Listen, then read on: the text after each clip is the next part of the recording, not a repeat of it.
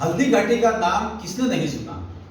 आज हम चलते हैं हल्दी घाटी और बात करते हैं महाराणा प्रताप, हल्दी घाटी और भील सैनिकों की। हल्दी घाटी है और आप जानते हैं कि विश्व के इतिहास में यह स्थान कितना पावन है, कितना प्रसिद्ध है। हिंदुआ सूरज महाराणा प्रताप ने जिस तरीके से मुगल आक्रांताओं का मुकाबला किया है इस स्थान पर, वो पूरे विश्व में अपने आप में एक अनोखा है और इतिहास में उस रूप में भी बहुत महत्वपूर्ण है कि कैसे हिंदुओं की सेना ने महाराणा प्रताप के नेतृत्व में सामाजिक समरसता को साथ में लेते हुए एक महायुद्ध लड़ा है। और वो इतना महान युद्ध है जिसका पूरे भारतीय इतिहास में जगह जगह पर वर्णन है और इसी कारण महाराणा प्रताप को प्रातः स्मरणीय और वीरोमणि हम कहते हैं। इस देश की माटी तपोभूमि हर ग्राम है, हर बाला देवी की प्रतिमा, बच्चा बच्चा राम है। इस पावन भूमि के संस्कार हम सभी जानते हैं और इसी दौरान हम हमारे आस्था के प्रतीक हिंदुआ सूरज महाराणा प्रताप की युद्ध भूमि हल्दी घाटी पहुंचे और हल्दी घाटी वो स्थान है जहां से हिंदुआ सूरज प्रातः स्मरणीय महाराणा प्रताप ने जो संदेश छोड़ा है अपनी मातृभूमि की आन बान शान की रक्षा के लिए और हिंदू धर्म और संस्कृति की रक्षा के लिए किस तरीके से आक्रांताओं का मुकाबला किया है, इस मेवाड़ के सब लोगों को साथ में लेकर ये अपने आप में एक महान उदाहरण है।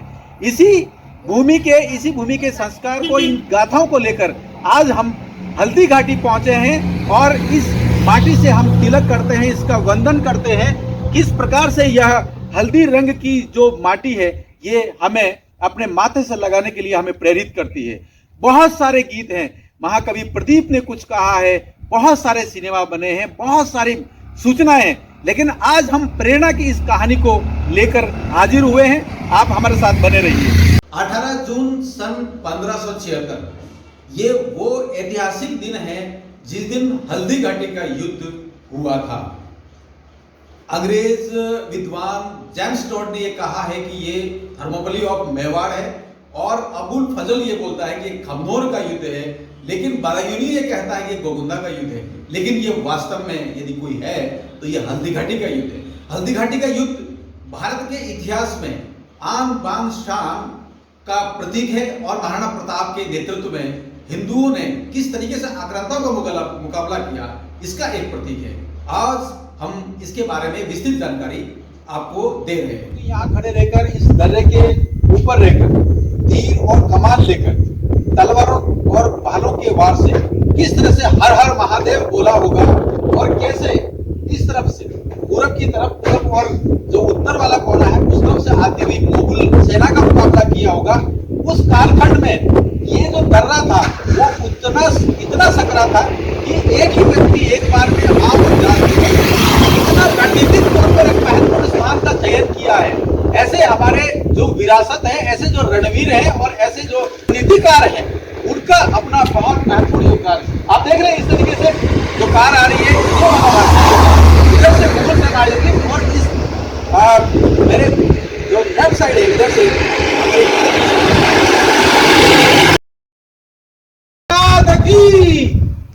ऐसे शंखनाद करके जय घोष करके महाराणा प्रताप की सेना ने यहाँ पर युद्ध लड़ा है आक्रांताओं के खिलाफ। और ये हर हर महादेव आदिदेव महादेव का एक रूप है एकलिंगनाथ महाराज। एकलिंगनाथ के कार्यक्षेत्र, प्रभाव क्षेत्र और मेवाड़ के अधिपति यदि हैं तो एकलिंगनाथ है। उन्हीं के मार्गदर्शन में, उन्हीं के नेतृत्व में, उन्हीं के आराध्य में मेवाड़ का शासन रहा है। और हल्दी घाटी के युद्ध में यदि कोई युद्ध कर रहा था तो निश्चित रूप से एकलिंगनाथ की सेना युद्ध कर रही थी और नेतृत्व कर रहे थे महाराणा प्रताप। लेकिन महाराणा प्रताप के साथ में सबसे ज्यादा ताकतवर अगर कोई सैनिक थे तो वो कौन थे? वो थे यहाँ के आदिवासी, यहाँ के भील सैनिक। और भील सैनिकों ने अपने हाथ में क्या लिया था तीर कमान और गोफन। और भीलों की जो युद्ध शैली है, युद्ध प्रणाली है, उन्होंने एक आविष्कार किया था। क्यों? पहाड़ियां हैं, नदी हैं, नाले हैं, रुक रुक कर युद्ध करना है और यह पद्धति है सिंहावलोकन की। एक कदम आगे बढ़ना, एक कदम पीछे हटना, फिर 5 कदम आगे बढ़ना, साइड में देखना और फिर कुछ देर के लिए रुक जाना, फिर अचानक युद्ध कर जाना। और वो जो सैनिक है, सामने वाला दुश्मन है, उसको इस प्रकार से अचंभित करना कि वो समझ नहीं पाया कि युद्ध की रणनीति क्या है। इस रणनीति को बोलते हैं गोरिल्ला युद्ध। और यही गोरिल्ला युद्ध प्रणाली महाराणा प्रताप ने हल्दी घाटी युद्ध में अपनाई थी और यह भीलों का आविष्कार था। अरावली का यह क्षेत्र जो हल्दी घाटी, यदि हम पहुंचते हैं तो हल्दी घाटी एकलिंगनाथ से लगभग 18 किलोमीटर दूर है और राजसमंद और जो उदयपुर का जो कार्यक्षेत्र है उसके बीच में पड़ता है। उदयपुर से करीब 40 किलोमीटर दूर पे। और पूरे विश्व के यात्री, पर्यटक और इतिहासकार यहाँ आते हैं ये पता करने के लिए कि हल्दी घाटी के युद्ध क्या हुआ था। और हल्दी घाटी के युद्ध, जैसा कि हमने कहा कि एक छोटा सा, एक सकरा सा दर्रा है और इस दर्रे का जो कार्यक्षेत्र पूरा विस्तारित है वो लगभग 5 से 7 किलोमीटर पर विस्तारित है। बलीचा, उदयपुर की तरफ से बलीचा से शुरू होकर खमनोर तक ये विस्तारित है। और इस पूरी घाटी क्षेत्र में बहुत ही मजबूती से जो जनजाति सैनिक थे, जो आदिवासी सैनिक थे, महाराणा प्रताप के नेतृत्व में यहाँ पर डटे हुए थे। इतना भयंकर, इतना जबरदस्त युद्ध महाराणा प्रताप के सैनिकों ने किया कि हल्दी घाटी का जो मुख्य दर्रा है उस दर्रे से मुगल सैनिकों को पीछे हटना पड़ा था, कई किलोमीटर तक पीछे हटना पड़ा था। और पीछे हटते हुए फिर आज की तारीख में जिसको शाहीबाग का क्षेत्र कहते हैं, रक्ततलाई कहते हैं, वहां तक पीछे हटना पड़ा था। और उस युद्ध में महत्वपूर्ण ये भी हुआ है कि महाराणा प्रताप युद्ध करते हुए जख्मी हुए हैं। इस बीच में झालामान ने बीच में आकर महाराणा प्रताप को बचाया और फिर चेतक घोड़े पर सवार होकर महाराणा प्रताप, एक गुरिल्ला युद्ध का जो मुख्य एक काम होता है कि एक कदम पीछे हटना और 5 कदम आगे वार करना, उसी रणनीति के तहत बलीचा पहुंचे हैं। बलीचा में उनका जो अश्व है चेतक महाराज, उनका देहावसान हो जाता है।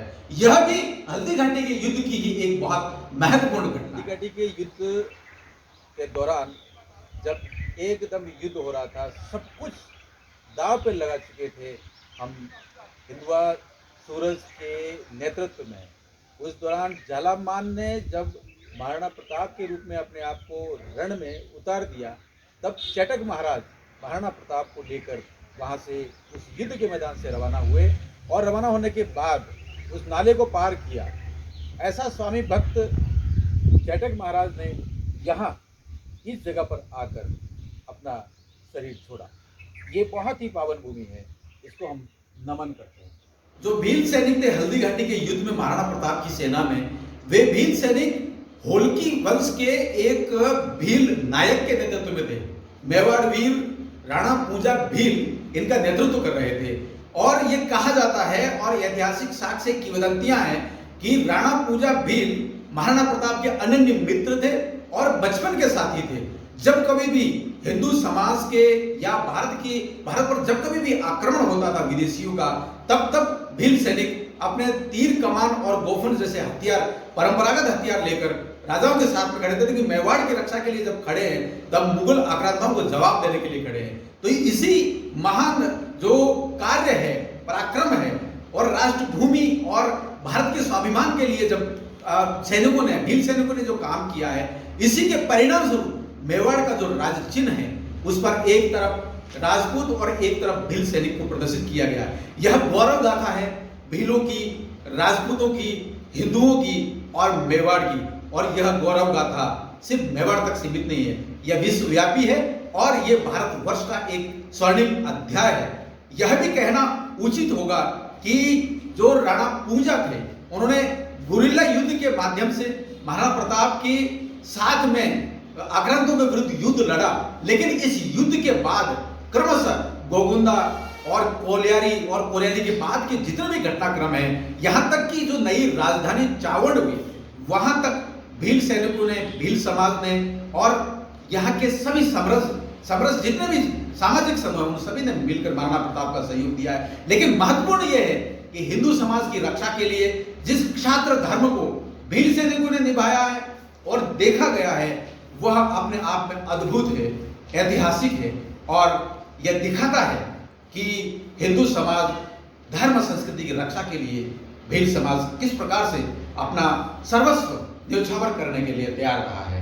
इसीलिए मेवाड़ के इस पावन भूमि पर काफी सारे गीत हैं जो भीलों और महाराणा प्रताप के जो संबंध हैं उनको अच्छे से व्यक्त करते हैं। प्रस्तुत है एक गीत।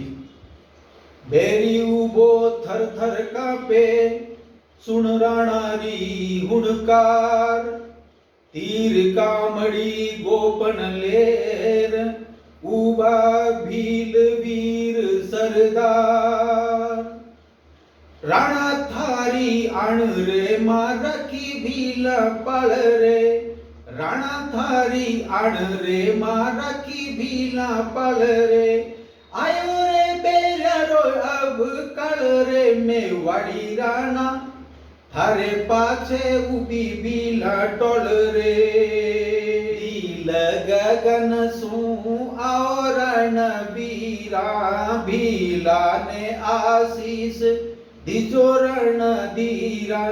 जय एक लिंगगढ़, जय एक लिंगगढ़, बोल रे मेवाड़ी राणा, चित्तौड़ी राणा तारे पाछे उभी भीला टोल रे। तीर कमण राणा थारी रे तलवारा, तीर कमण राणा थारी रे तलवारा। बल पेरी जोरे राणा बेरा ने ललकारा। बेरी कोई खोले पटना, बेरी कोई खोले पटना, पट रे मेवाड़ी राणा, थारे पाछे उभी भीला टोल रे। चित्तौड़ी राणा थारे पाछे उभी भीला टोल रे। ऐसे कई हजारों गीत आज भी मेवाड़ के आम जन के जुबां पर हैं, हृदय में सम्मान है और वे अभी भी इस बात के लिए तैयार है कि किस प्रकार से अपनी आन बान शान की रक्षा करनी है, अपने स्वाभिमान की रक्षा करनी है, अपनी मातृभूमि की रक्षा करनी है।